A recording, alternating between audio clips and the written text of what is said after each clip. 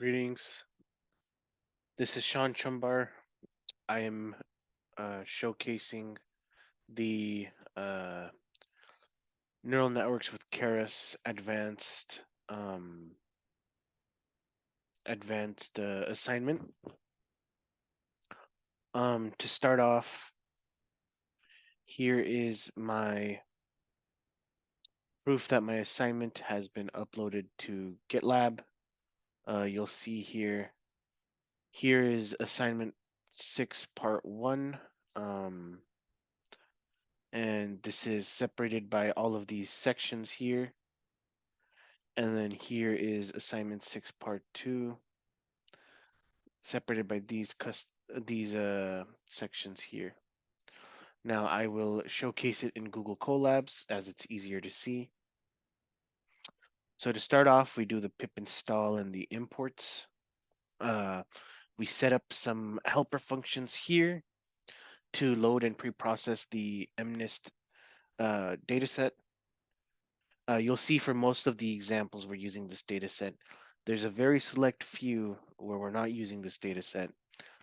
And word of advice, this collab probably takes about 2 to 3 hours to run with the A100 GPU. So here's the code that I've written for L1, L2. You'll see here we load and pre-process the data sets, split the training data.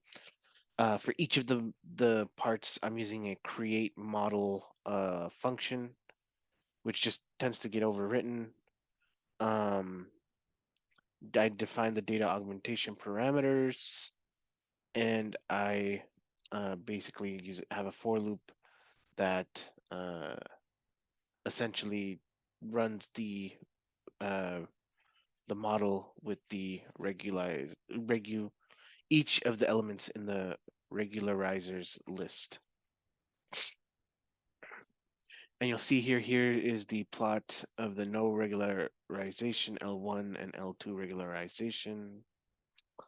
For dropout, you'll see here I still have that same create model taken in the dropout rate parameter. This is the list of dropout rates that we're going to be testing. We create the model, enumerate over each of those models, and then here's the epoch and accuracy for that. For early stop, doing the same thing. You'll see here we define the early stopping callback, test with the certain dropout rates, and then here is the dropout rate, epoch, and accuracy. Here's the Monte Carlo dropout, and again, here is the epoch accuracy. For part E, you'll see here we create the model, same thing, creating the model, define an early stop out. This is the initializers list for the initializers that we're using. And then you'll see here we iterate over that initializers list, and here's the various graphs that we've created. Here's the batch norm code, and you'll see here we're testing it without batch normalization and with batch normalization. And here's the data visualizations. This is for without batch normalization. This is for with batch normalization. For custom dropout and custom regularization, we had to create our own sort of classes. And you'll see here we test it without regularization and with custom L1, L2 regularization.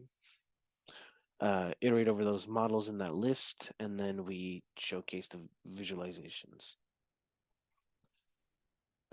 Here's part H, and for this one, we have this tensor board right here. And then let's keep going.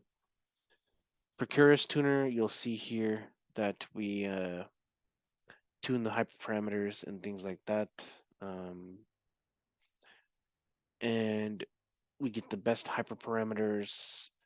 We build the hypermodel.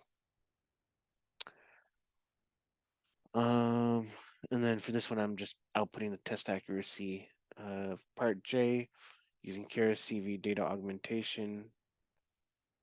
And you see here, we just output the test accuracy. Here's part K. This is the data augmentation and classification for images. And you'll see here, this is the confusion matrix we got. Oh, that's for part L, sorry. Part K. You'll see here we complete 5 different trials. This one trial took 31 minutes. So you'll see what I mean when I say this whole notebook takes about 2 hours to run on the A100 GPU. And then there's a test accuracy for part K. And then for part L, you'll see this is the confusion matrix. So that's part 1. For assignment 6, part 2,